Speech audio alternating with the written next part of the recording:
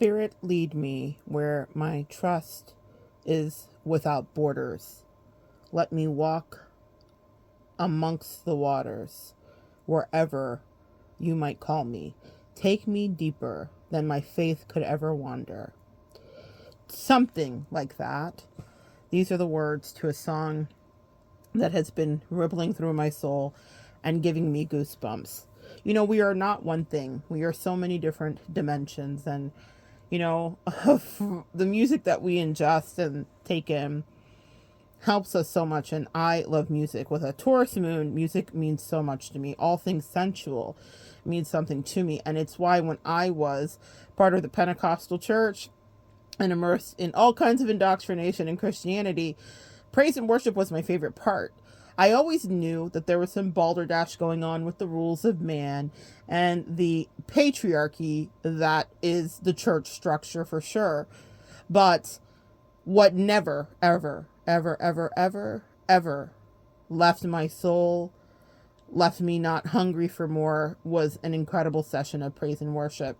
I would visit churches and join churches depending on how the praise and worship moved me, because there is something magical, mystical, and all-encompassing about music. And it's not just music, but there's something amazing about standing in the presence of God, the Lord, whatever you consider it, Allah, whatever you call it. There is something about being in a communal stance with people with their hearts open, their arms outstretched, and their voices raised, singing together. It is goosebump inducing. The Holy Spirit, whatever you believe that to be, whether you believe in it or not, it's there. And even if you've never been to a church, and maybe you've been to a great drum circle, or maybe you have participated in, you know, indigenous dancing, or maybe you have heard people like I have at Native American festivals and fairs playing the flutes together as they did their own homage to spirits, period. You have been in the presence of the Holy Spirit, of the Spirit that creates us all, of the Spirit that intertwines us. That is my personal belief, and you are fully entitled to yours. I stepped away from trying to make anyone believe anything I do after I unindoctrinated myself from Christianity. That doesn't mean that those principles still don't live in me. I have been having a heart palpitating, dancing, stomping moment in my life as I am singing praise and worship and rejoicing. You know, Aniko, one of my favorite artists, has a song called Jericho, and that song is modeled after the Battle of Jericho. Joshua fought the Battle of Jericho, and the walls came tumbling down. That's an old Christian song, but it is about the retelling of the story of marching around the city and believing in God and using music and using the collective voices to bring something up or down. And in this case, it was the walls of the city. Aniko's version talks about Jericho and the fortresses in our spirit and our energy. Spirit, lead me where my trust is without borders. Sometimes we'll be entering into seasons of life, and music is the way that we are birthed into it. We all have a favorite song that we associate with a beautiful moment in our life, whether it be falling in love or watching someone else get married or the passing of a loved one. And I am in this interesting place at the precipice of time and change and shifting, where the tectonic plates in my life are shifting once again, and I am being asked to stand in the gap as a major life occurrence happens. And this time, it's not all love and light. It's not everything that feels right. It is a place where that song resonates so deeply in my soul. Spirit, lead me where my trust is without borders. Let me walk upon the waters wherever you may lead me. See, I've definitely had some moments, speaking of the Bible, like Jonah, where I ran into the belly of the whale, so to speak, and I ran away from my destiny because it hurt, because it was hard, because why, God, did you pick me to do this very hard thing with this very difficult situation? And I'd rather just not take a look at it. But God turned that whale around. If you know the story, Jonah and the whale. Jonah was a prophet. Jonah was a seer. Jonah was one of God's favorite prophets, and he sent him to Nineveh, a town, to tell them whatever. y'all need to get your act together. God's not pleased. XYZ to the third power. And he didn't want to do it because sometimes having a word to give to people that literally don't give a damn what you're saying is one of the hardest things. It's why Noah, that story, if you're familiar with Noah's Ark, everyone thought he was crazy.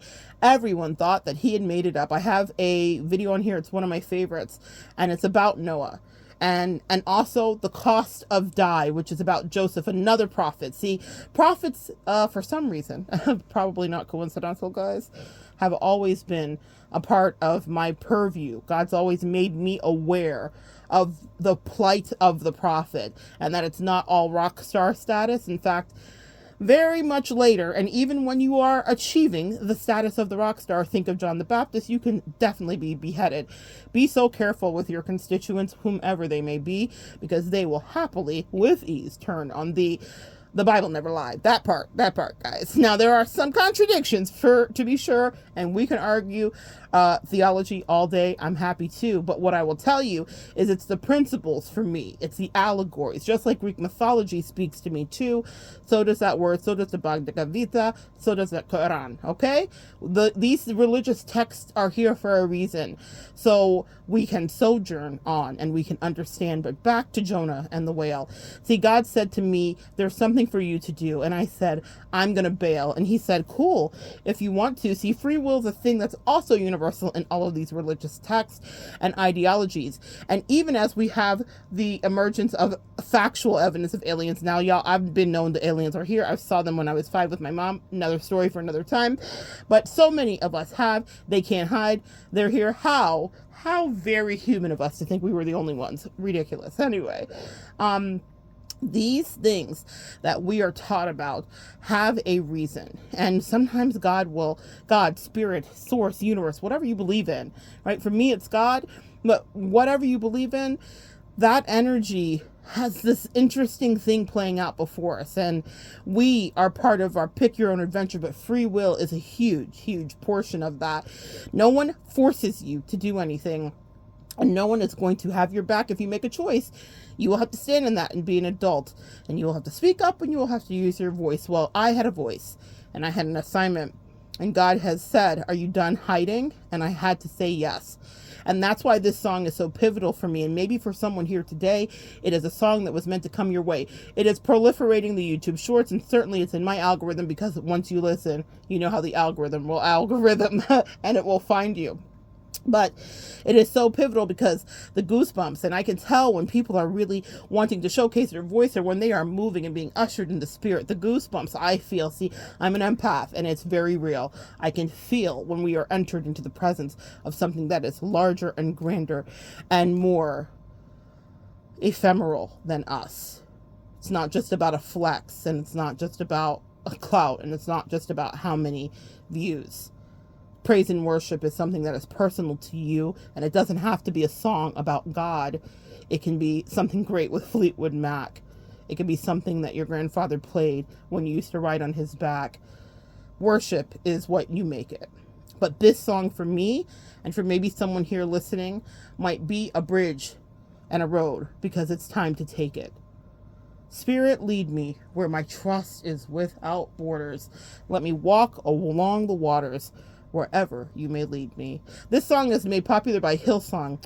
Hillsong lately has come under great controversy. There have been documentaries, and we know Justin Bieber's pastor, Carl Lentz, made quite a name for itself, and I've even made videos about some of those things that happened because I think they're important lessons in everything. But we cannot deny that for whatever reason, there are gifted songwriters and singers there that are able to channel this emotion. As I prepare to enter back into a battle, a moment, and a thing that I can't escape, that I was always meant to face, this song has been my guiding light and grace. Spirit, lead me where my trust is without borders. Let me walk among the water, wherever you may take me.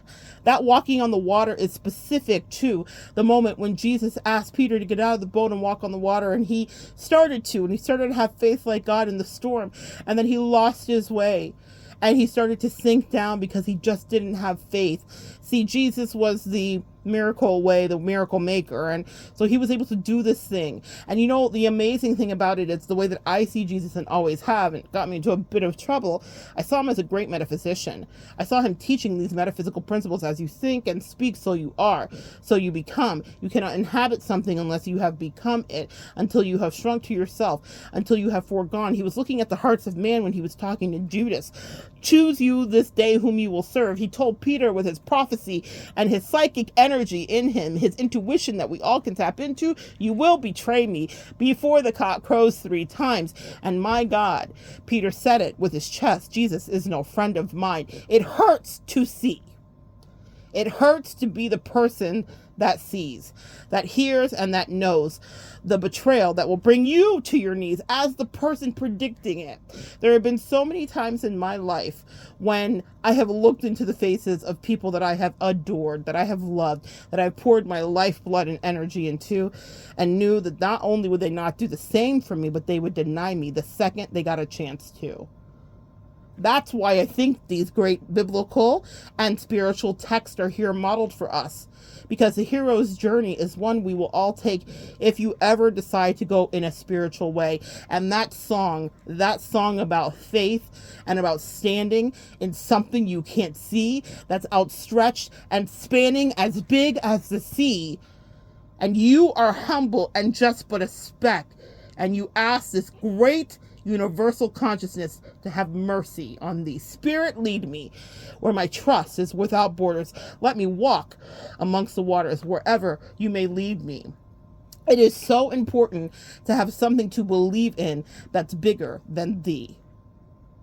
I'm preparing for something that isn't about me. And yet, my God has asked me to stand in the gap and do service willingly. Relationships of all stripes can be difficult, and there can be none more difficult than the relationships with our family. I'm talking about our nuclear family, not the family we choose, not the soulmates and the soul family that matriculate in. I'm talking about our next of kin.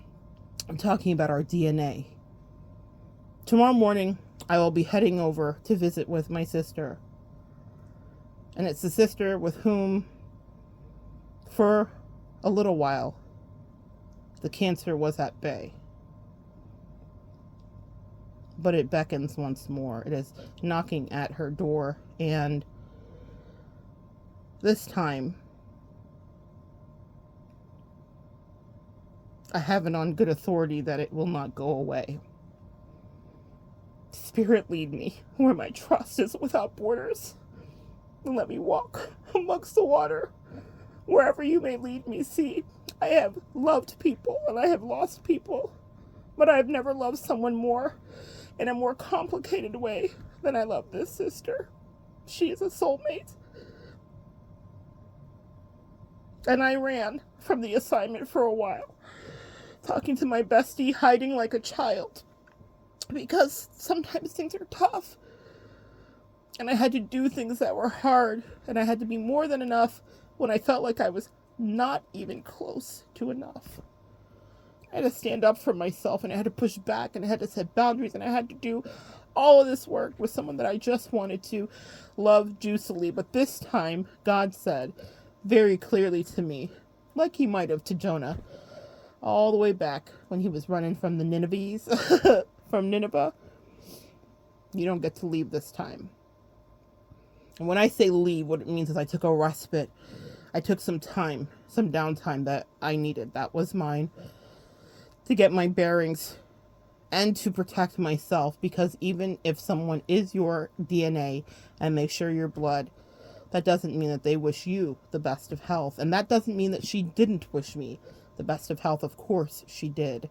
But see, no matter whether we are well or sick, we come built in with our own issues. We come built in with our own brokenness and idiosyncrasies, you and me both. It doesn't matter what gift we have. It doesn't matter if we decide to get out and walk on faith on the water and get out of the boat. It doesn't matter if we hide in the belly of the whale. It doesn't matter if we're the naysayers screaming at Noah and saying it'll never rain, and it certainly won't hail. We all have a role to play. But see, those people that share our DNA have an interesting role to play because from them we cannot escape. They are in us. When my sister transitions, I will know, and she will know secrets, but she loves secrets, so I kind of am excited for her because she will know the secrets of life. Infinitely curious, a Gemini, full Gemini, that challenges me in every single way. I know that when she crosses over, she'll have so much to say because she's a talker and I'm a talker too. And we have a lot of metaphysical, spiritual talking to do, but right now, she's here. And tomorrow I'll be there. And this song is what has given me peace because this is a new frontier. To love someone this deeply and to know you have to release it, to look them in their eyes and their eyes look like yours and their nose is like yours and their skin is like yours. It's hard. And I come to you guys in a way that people could say is oversharing, but I don't think so today because all of us will go through this to some degree, maybe not in a stage 4 kind of cancer category, but to some degree. We will lose someone that we love. And so for that day, for whoever finds this video, when it comes your way, when it's time, whether it's 5 years from now or sooner, find your song, find your praise and worship. I don't care if it's Leonard Skinner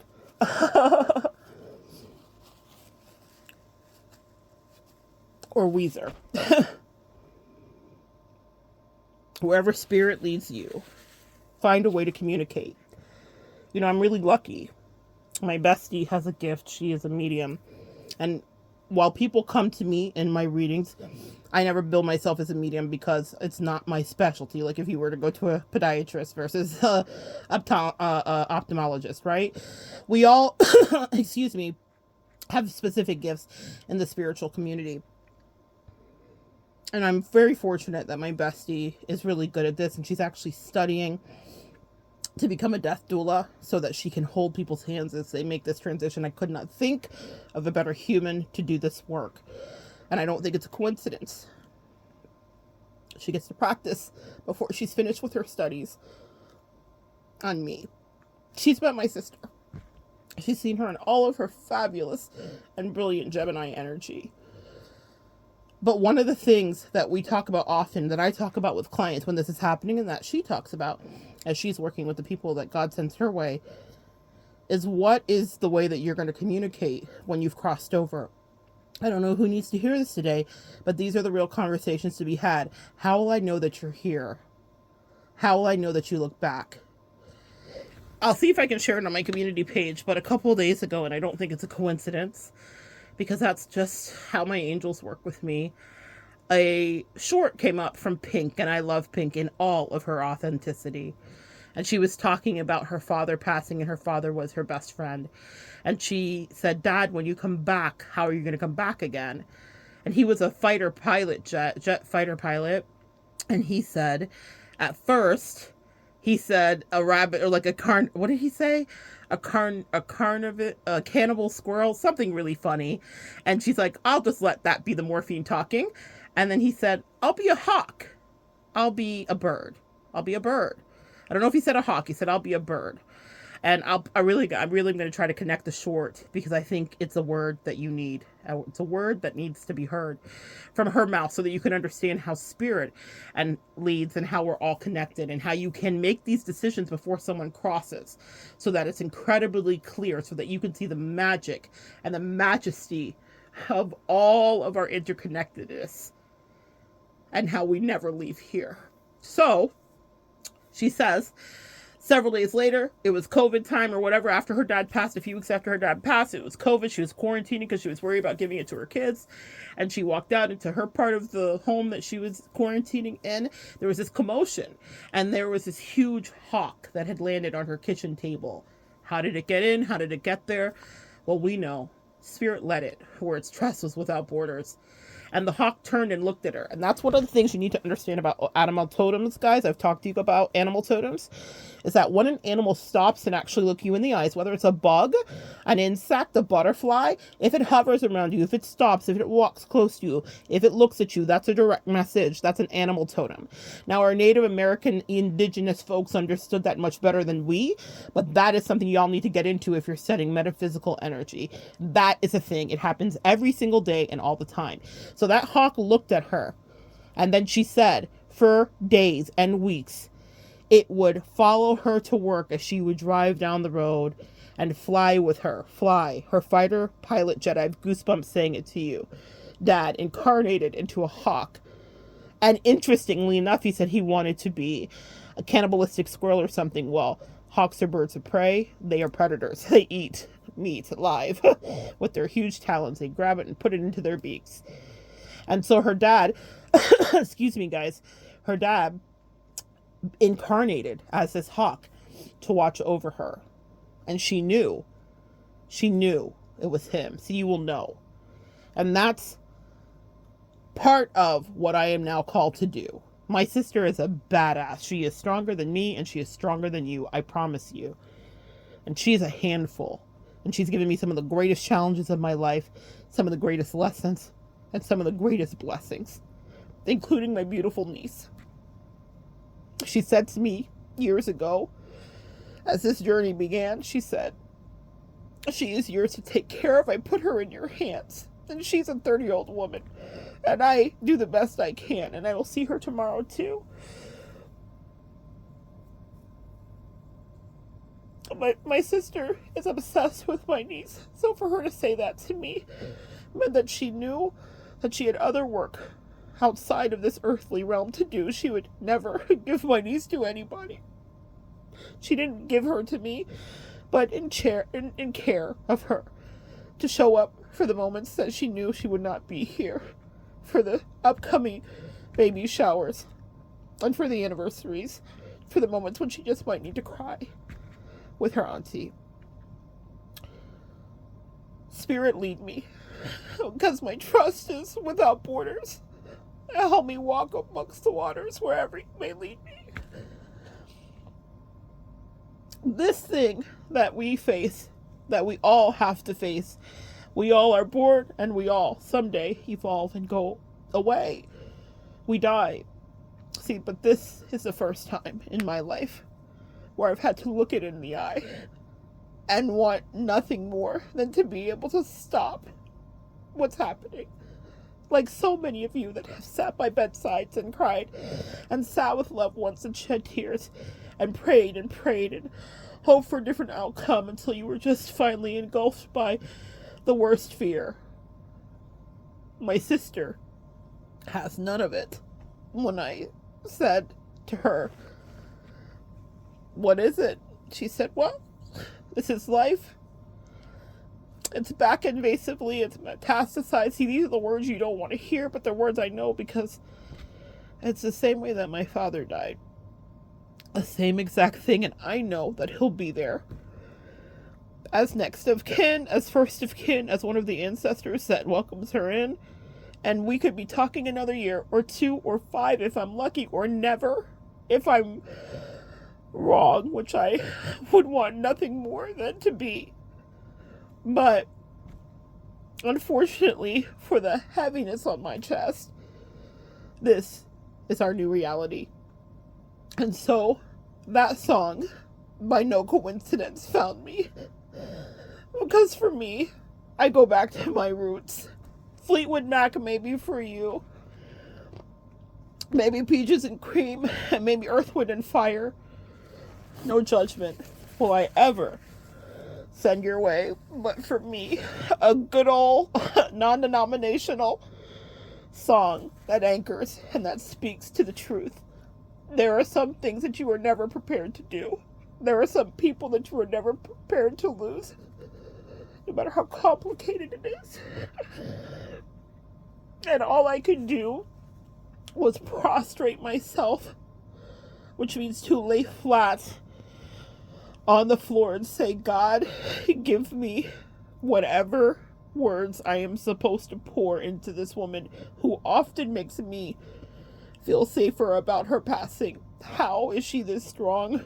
How is she this brave? How is she such a pain in the ass that will never get out of my face? God bless her. She won't get out of my face even when she crosses, I know it. She will challenge me from the other side and drop gems and leave riddles and still be a Gemini.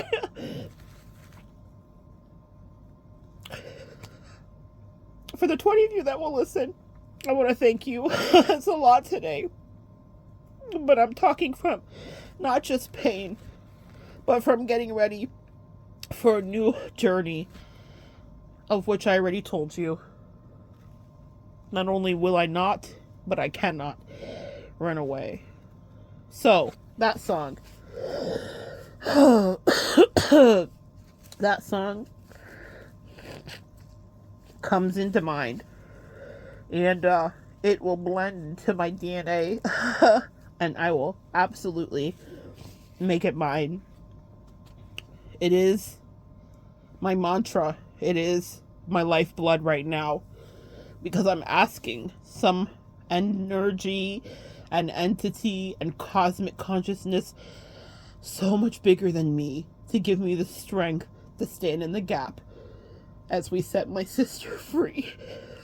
So Spirit, lead me where my trust is without borders. Let me walk upon these uncharted waters wherever you may take me.